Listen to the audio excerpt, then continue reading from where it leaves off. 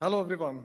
I am Jikshan Singh Mahal, Conservative candidate from Edmonton Southeast. Thank you for coming today.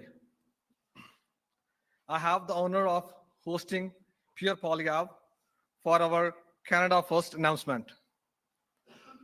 Thank you, Tim Sebo, for welcoming us here at the Royal Tamarack, a locally owned and operated business here in Edmonton Southeast. Today's announcement will level the playing field for local businesses. After this last liberal decade, with cost and crime up and our economy down, and under America's thumb, it is clear that the Liberals don't deserve the fourth term. It is time to put Canada first for a change with the new Conservative government that will axe taxes, build homes, stop crime, unleash resources, and bring home jobs to stand up against Trump in a strong and with a position of strength. Pierre Poilievre is the only one who can bring change to Canada. Here to tell you more about our plan, I have the pleasure of introducing the only man who can stop Mark Carney, the leader of Canada First Conservatives, Pierre Poilievre. Please welcome.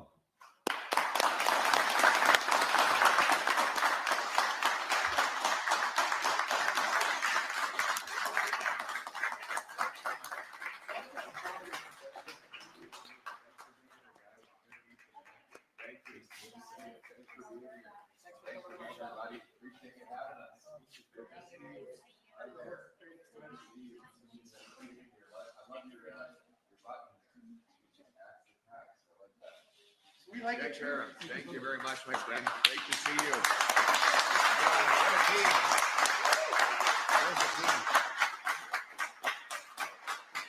Merci beaucoup. Thank you very much. Who's ready for a change for Canada? Right on. You're all ready to put Canada first for a change? Excellent.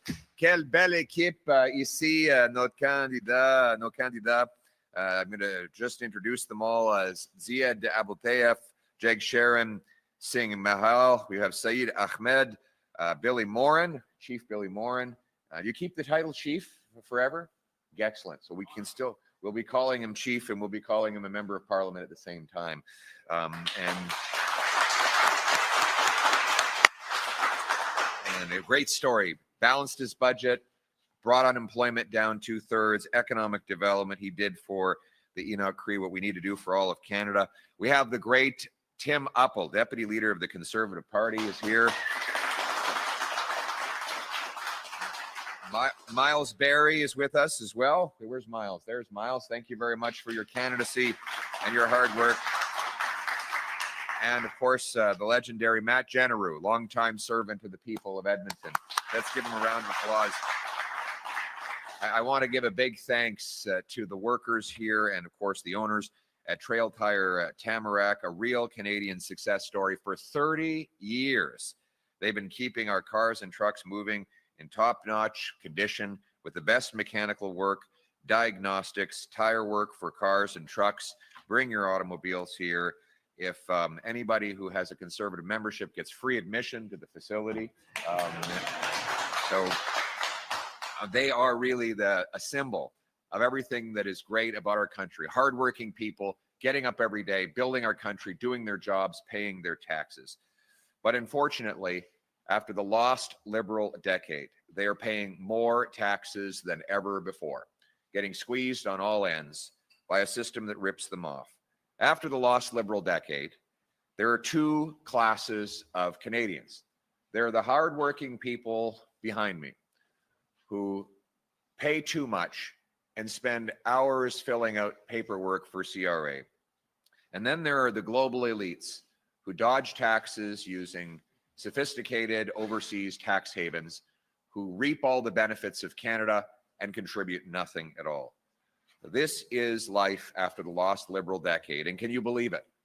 After doubling housing costs, increasing taxes by $10,000 per family, giving us the worst inflation in 40 years, and unleashing crime and chaos in our community, this same Liberal Party thinks they deserve a fourth term in power. Worse, Mark Carney was the economic advisor that helped bring about the lost Liberal decade, promoting high taxes and inflationary money printing that gave us the rising costs and the shrinking economy that is now under America's thumb. Mark Carney did all of this while his company dodged Canadian taxes. Can you imagine? He was advising Justin Trudeau to hike the carbon tax and increase inflationary spending, while his company stashed its cash in Bermuda to avoid paying their fair share. Mark Carney, like all Liberals, is a high tax hypocrite, making you pay more while he dodges his bill. Au cours de la décennie perdue des libéraux, les salaires des Canadiens n'ont stagné. Les prix ont augmenté et les coûts du logement ont doublé. Après que Justin Trudeau et les libéraux ont doublé la dette nationale sur les conseils de Mark Carney, votre part de la facture fiscale a aussi augmenté afin de rembourser la dette du gouvernement fédéral. En même temps, M. Carney utilise les paradis fiscaux pour éviter de payer sa juste part. Il a mis ses fonds coopératifs dans un paradis fiscal aux Bermudes, dans une petite boîte postale sur un magasin de vélos. Donc, il vous force de payer plus de taxes et d'impôts libéraux lorsqu'il évite de payer sa propre facture, et il est toujours investi dans la même entreprise. Donc, il a un énorme conflit d'intérêts. Now, the same Liberal MPs, same Liberal ministers, same Liberal strategists making the same Liberal promises think they deserve a fourth term in power. And that is the choice in this coming election. Do we want a fourth Liberal term of rising costs and crime and a falling economy under America's thumb? Or is it time for a change with a new Conservative government that will axe taxes, build homes, unleash our resources to bring home our jobs, and stand up to the Americans from a position of strength by putting Canada first? That's the choice. That's the choice. C'est les mêmes députés libéraux, les mêmes ministres libéraux, les mêmes promesses libérales. Après la décennie perdue libérale, le choix dans les élections est le suivant. Est-ce qu'on va donner aux libéraux un quatrième mandat pour hausser les prix, les taxes et la criminalité et affaiblir notre économie face aux Américains, ou est-ce qu'il faut que ça change avec un nouveau gouvernement conservateur qui va couper taxes et impôts, ramener nos projets et nos emplois ici pour tenir tête aux Américains avec une position de force pour faire changement? C'est ça le choix dans les élections. Right now, Canadians pay more for government in higher taxes. They pay more in taxes than they do for food, clothing, and shelter combined. In fact, the average family is paying $10,000 more tax today than they were before the lost Liberal decade. And while you scramble to file before the deadline, checking every line to avoid being hit by a CRA audit, you learn that global Liberal elites are getting away without paying anything at all. One of these insiders happens to be Justin Trudeau's economic advisor and handpicked successor, Mark Carney.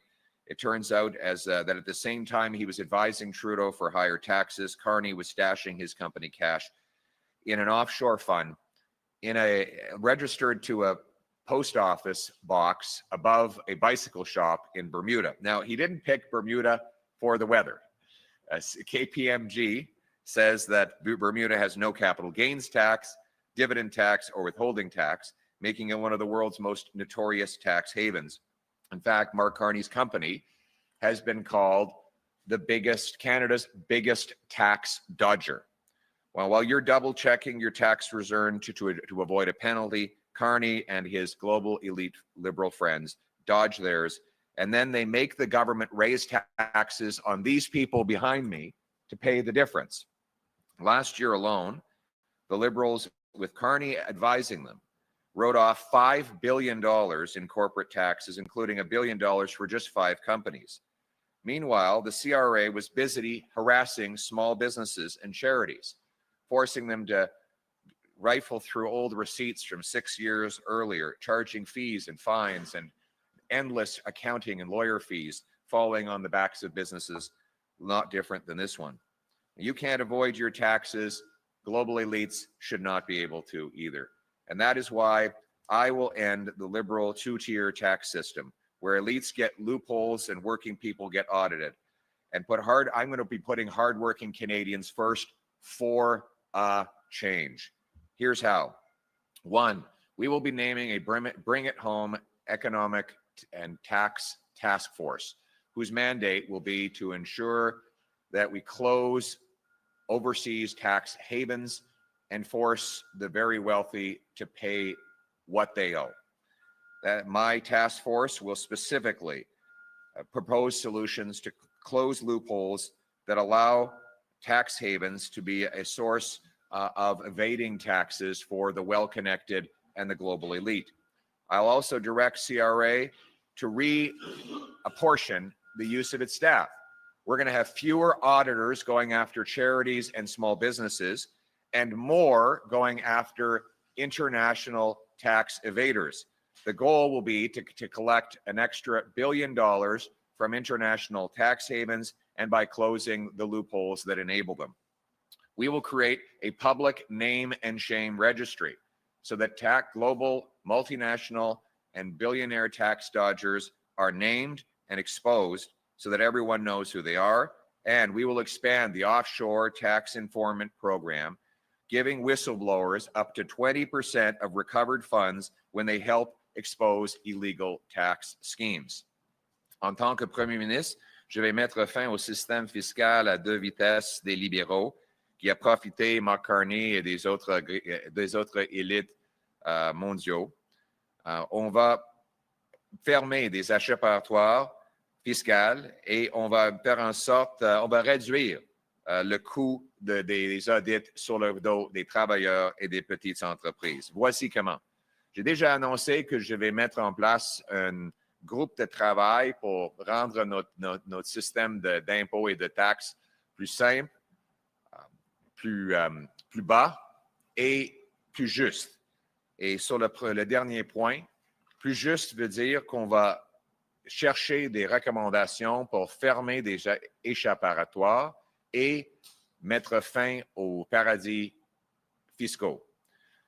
Aujourd'hui, j'annonce que mon groupe de travail va éliminer toutes les failles qui permettent aux riches élites et aux grandes entreprises, grandes corporations d'utiliser un paradis fiscal. Je vais aussi réaffecter une partie des ressources à l'Agence de revenus du Canada, qui sont actuellement consacrés à harceler les petites entreprises et les groupes de but non lucratifs. Moi, je vais couper le nombre de vérificateurs, d'auditeurs et d'autres personnes qui font des vérifications sur les petites entreprises pour ensuite augmenter les ressources pour s'attaquer aux paradis fiscaux à l'étranger. Ensuite, on va mettre sur le web une liste qui expose publiquement ceux qui fraudent le système fiscal, les grandes corporations qui évitent de payer ce qu'ils doivent ici au Canada en mettant leur argent aux Bermudes et ailleurs. On va élargir le programme des dénonciateurs de l'observation fiscale à l'étranger en donnant aux dénonciateurs jusqu'à 20% des fonds récupérés lorsqu'ils aident à dénoncer des stratagèmes fiscaux illégaux. We will target tax havens, expose offshore fortunes, and bring the money home. All of this with the goal of reducing the tax burden on the people in this country. We'll do so with lower taxes for people like these great Canadians behind me. We're going to put them first for a change. We're going to cut income tax for the average worker by 15%. We're going to, so that their hard work actually pays off and they bring home more of each dollar they earn.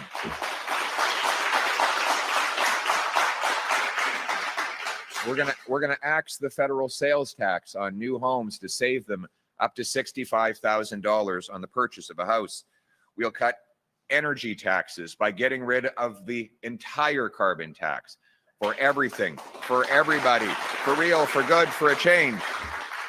We're also going to get rid of, here's the other idea we're going to have. I'd like to know if the small business, you're the owner, sir? Yes, sir. So, you know, the Liberals tried to hit you with a capital gains tax increase. I've got a way better idea than that. It's funny that Mark Carney was the economic advisor who pushed that idea while he was dodging his taxes. Here's my idea. Let's cut taxes on people who bring investment home. So I'm going to pass the Canada First reinvestment tax cut. Zero capital gains tax when you reinvest your gains here in Canada. What do you think? So if you sell an investment and you bring it here to expand your garage, hire more workers, invest in new equipment that will help you repair more automobiles, you will be rewarded with a full tax deferral while you expand Canada's investment. This will allow us to bring home the hundreds of billions of dollars Liberals have pushed out of the country with their high taxes. It will allow home builders to build more homes for our youth.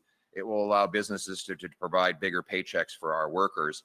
We want to protect jobs in Canada, including Canadian-made automobiles. That's why we will axe the federal sales tax on Canadian-made automobiles. Bring home our auto production. We're going to let traveling trades workers write off the full cost of their food, transportation, and accommodation.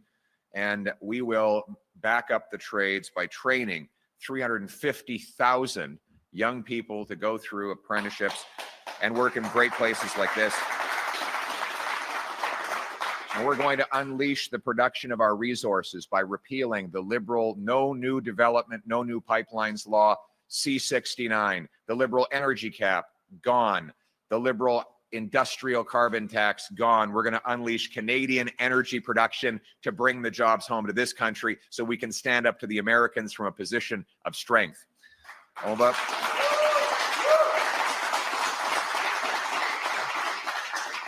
réduire les impôts de 15% pour que le travail devienne payant encore pour faire changement. On va éliminer le TPS sur les nouvelles maisons pour vous économiser jusqu'à 65 000 $ pour que les maisons soient abordables pour faire changement. On va couper les taxes sur l'énergie pour que les gens puissent produire plus pour faire changement. On va éliminer le TPS sur les voitures faites au Canada pour amener des emplois manufacturiers ici au Canada pour faire changement. On va permettre aux travailleurs dans les métiers de déduire tous les coûts de transport, de nourriture et de logement pour voyager à travers le Canada pour leur travail. Et on va favoriser 350 000 apprentis pour être formés et avoir des grands chèques de paie pour faire changement. A new conservative government will put Canada's economy, our communities, and most of all, our workers and seniors first.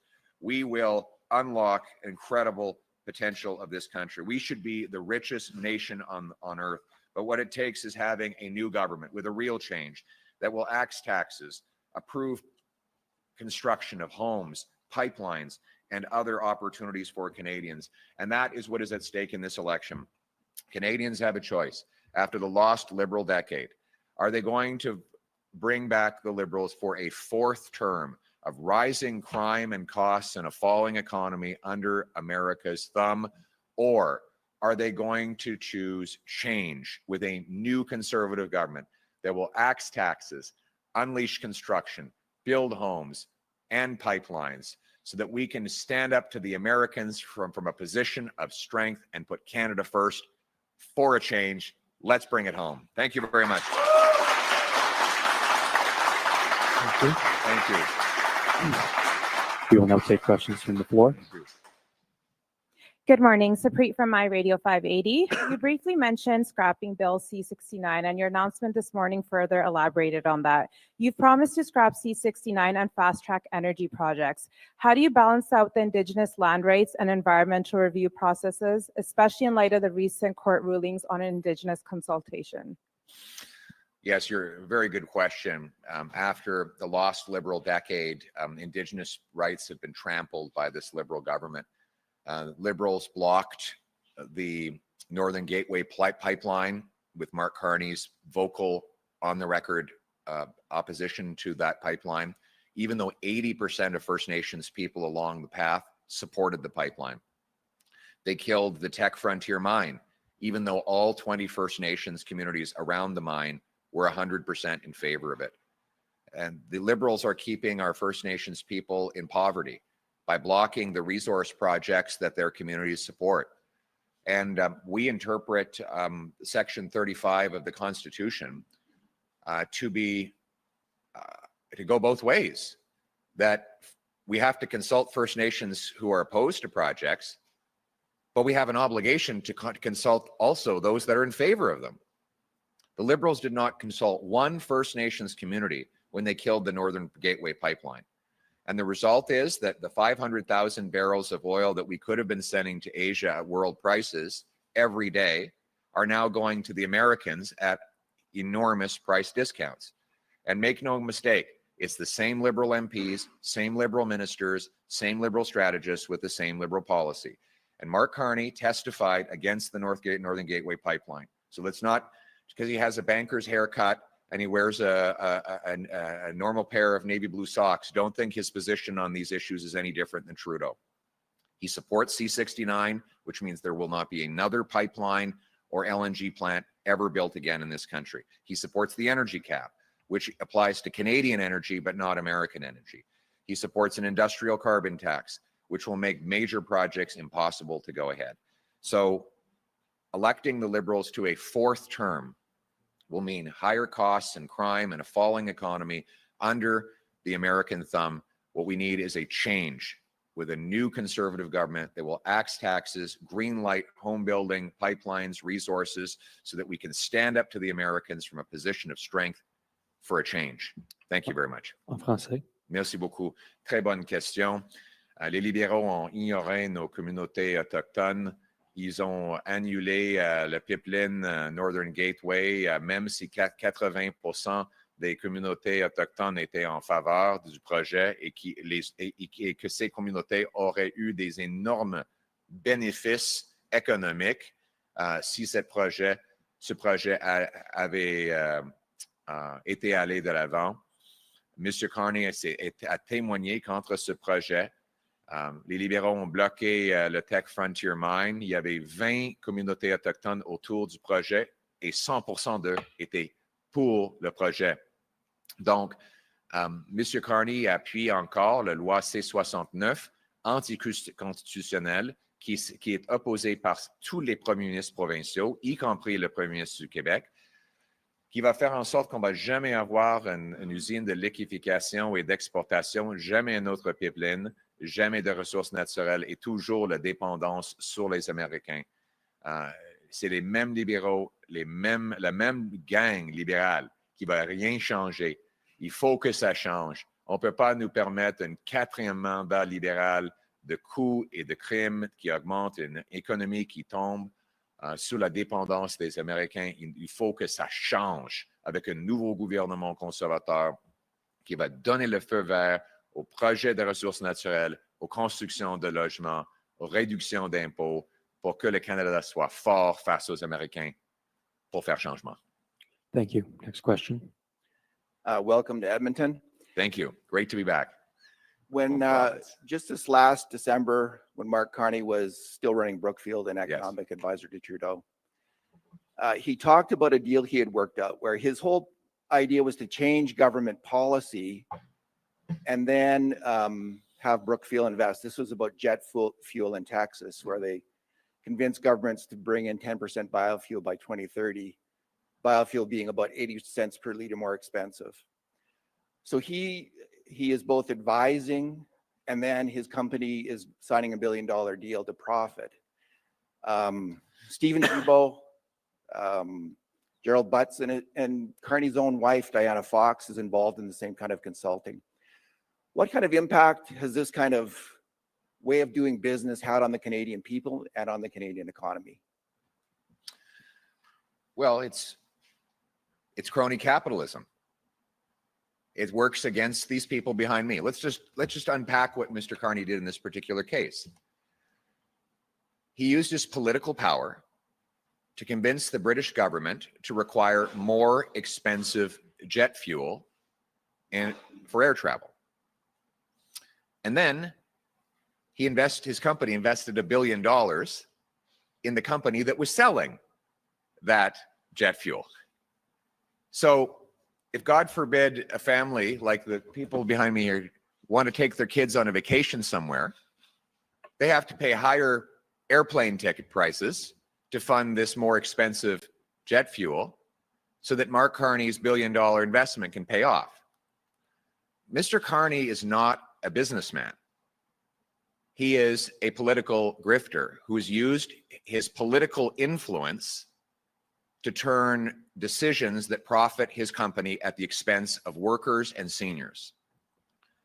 And that is exactly how he would govern the country. While he was Justin Trudeau's economic advisor, he went on the record saying that he thought there should be more inflation. He thought it would be good if there was more inflation.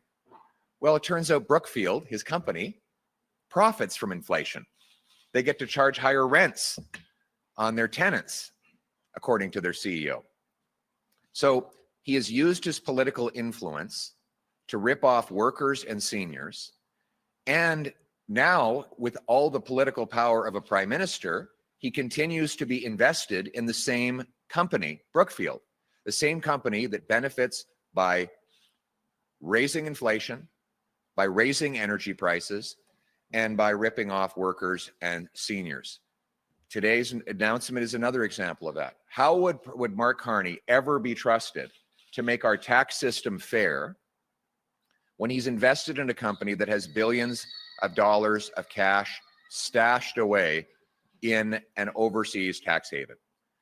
Of course, he never would. We need a prime minister who will put Canada first for a change, who will stand up for lower energy prices, lower taxes, less inflation, bigger paychecks.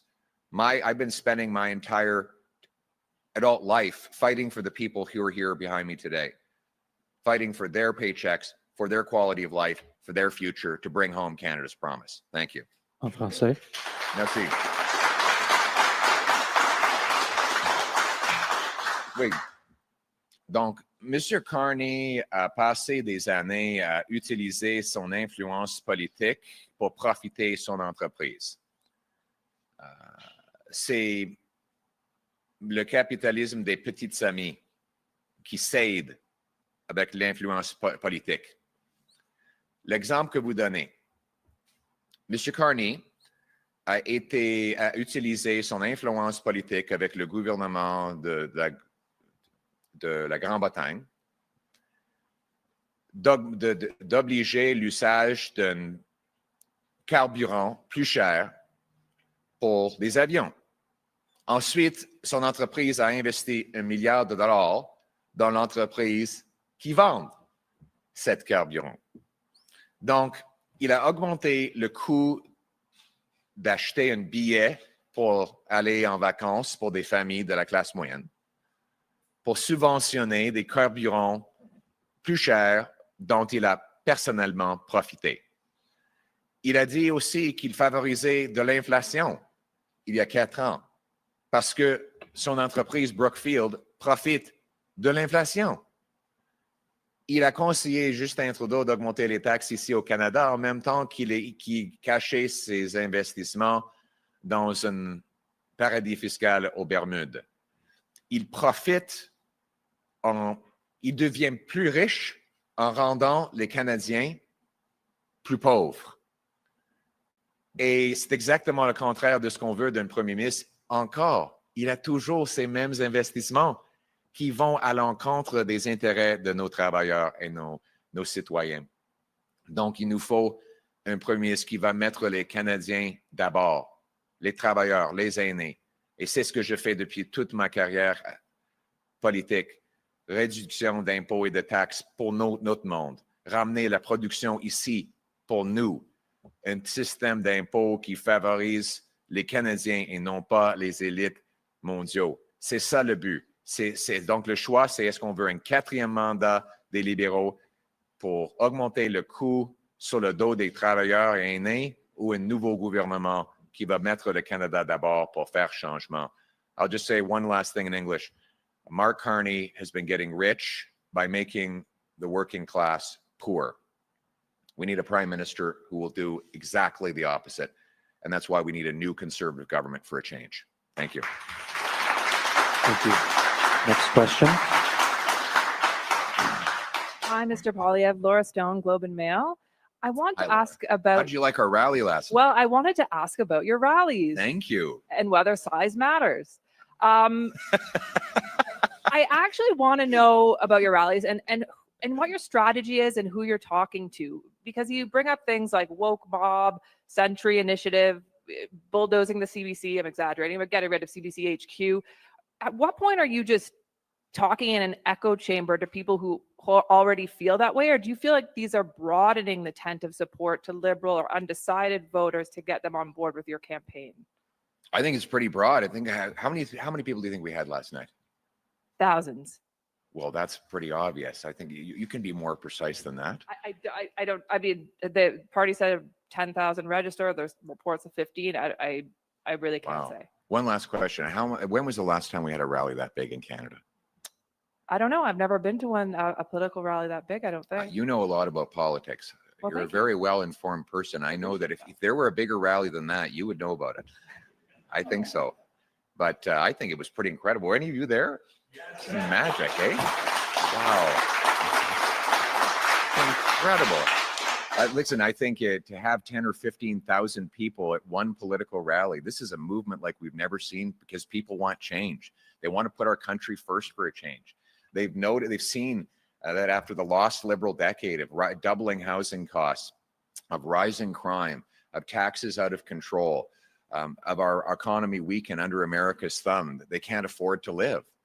And what they want is a new conservative government that will put Canada first for a change. And that's why my speech talked about axing taxes, greenlighting housing construction, expanding our energy sector to bring home our jobs so that we can put Canada first for a change. That was the message yesterday, and that is the message that Canadians are going to vote for change on election day. Thank you. En français. Merci. Donc, merci de la question. Un rassemblement énorme, probablement l'une des plus grandes depuis des décennies.